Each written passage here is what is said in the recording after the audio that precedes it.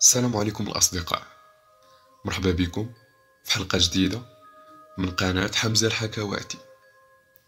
وكيف العادة ديروا الكيد وطفيوا الضوء ويلا بينا نعيشوا المغامرة. سميتي سعيد، 30 سنة، والأب ديالي من التجار الكبار في البلاد، ومخصص لينا حتى شي حاجة.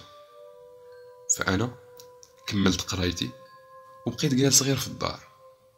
مرة كنخدم شي خدمة خفيفة وصافي، لكن في غالب الأحيان كنبقى غير في الدار اللي فيها أنا والأب والأم ديالي وأختي الصغيرة، واللي هي في الأصل دار جدي، وهي فاش كبرنا كاملين. بقينا هكاك سنوات والحمد لله ما خصنا حتى شي حاجة، كانت الأمور ميسرة مزيان وكل شي غادي مزيان. حتى لواحد النهار وقع واحد الخلاف بين الأب ديالي وعمامي، وكانت المخاصمة كبيرة شوية لدرجة وصلوا للمحاكم. هنا فين غيوليو عمامي يطالبوا بالإفراغ ديالنا من ديك الدار، حيت ديال الورثة لقينا راسنا ملزمين نخرجوا من الدار اللي عشنا فيها حياتنا كاملة بقوة القانون. والصراحة دازت علينا شي أيام كئيبة في ديك الفترة، ماشي حيت ما عندناش فين نسكنوا، وإنما حيت ولفنا تما ولقينا فيه راحتنا. والمهم الأمر الواقع هو هذا: بدا الوالد ديالي كيقلب على دار أخرى فين نسكنوا، وتكون واجدة وفي نفس الوقت قريبة للمارشي اللي كيبيع فيه السلعة ديالو واللي كيجيب من الشينوا. وفعلا لقاها فيها المواصفات اللي بغا وخداها. هي فيلا صغيرة وقدامها واحد الجردة حتى هي صغيرة، وفيها واحد لاكاف لتحت، يعني قبو. فاش مشينا ليها أول مرة لقيناها مكرفسة شوية حيت تبنات شحال هادي، ولكن ما مسكوناش، وكيباتوا فيها غير دوك الناس ديال الشارع. ولكن لاحظت واحد الحاجة ما بغاتش تفهم ليا ودخلات ليا الشك. هي ملي هبطنا لاكاف لقينا واحد الماريو ديال الحيط، هو ماريو مبني بالبريك والبيبان ديالو ديال الخشب ومقفول، ودوك البيبان ما فيهمش السوارت. وانا الوحيد اللي جاتني هاد القضية غريبة. هاد الدار ما مسكوناش والبيبان ديال الماريو مسدودين وما عندهمش السوارت. ملي سولت الوالد قال لي بلي وقيلا الخدامة اللي خدموهم هما اللي وضروا السوارت. قلت ليه ممكن. ودرنا جولة في ديك الدار والصراحة عجباتنا. والمهم صيفت الوالد ديالي شي دراري باش ينقيوها مزيان من داك الوسخ ويقادوا الحالة تما، وراكم عارفين. وذلك ما كان. من بعد هزينا حوايجنا وحطيناهم فيها وتهنينا من الصداع ديال الأمام.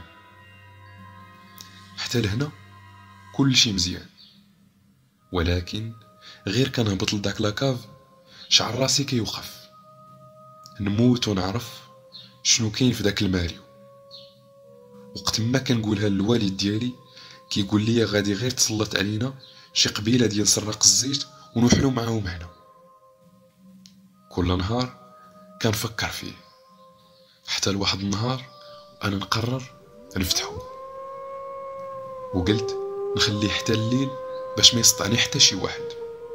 وداك الشي اللي درت، بقيت حتى الليل حتى نعس مالي الدار ومشيت ليه. هبط وديت معايا شي سوارت والطورنوفيس ومطرقه. دوك السوارت جربتهم كاملين حتى وحده فيهم ما خدمات، واضطريت نبقى مضارب معاه حتى تهرس داك القفل. واخا درت شويه الصداع لكن ما سمعونيش حيت كانوا الفوق. والمهم ملي حليت الباب هنا كانت الصدمه. لقيت جثه مقطعه طراف ومحطوطه تما، الرجلين بوحدهم واليدين بوحدهم والراس بوحدو واللي بقى حتى هو بوحدو. حسيت بالدم جمد في عروقي. منظر عمرني تخيلت نشوفه في حياتي، وندمت على النهار اللي فكرت فيه نجي لتما. لكن فات الفوت. جمعت ما تبقى من الجهد ديالي وجريت عند موالين الدار، وهبطنا لتما وحطيتهم امام امر الواقع. الوالده غير شافت داك المنظر طاحت وسخفات، وبقيت انا والوالد هازين الدقه. عاود حلينا الباب وبان لينا بلي ديك الجثه ديال المراه، واخا تحللات راسها باقي فيه شعر طويل. مباشره عيطنا على البوليس، وفي البلاصه جابوا معاهم الناس ديال الشرطه القضائيه وداروا خدمتهم. هزوا ديك الجثه وداوها وسولونا بعض الاسئله ومشاو. وما نكذبش عليكم، ما بقيتش كنقدر نعس في ديك الدار، ولاو كيجيوني احلام وهلاوس مرعبه، لدرجه ولينا كنمشيو عند الطبيب النفساني. ولحسن الحظ اختي الصغيره ما شافت والو، ودازت واحد المده طويله ما بقيناش قادرين نهبطوا لتما، ولا حرام علينا.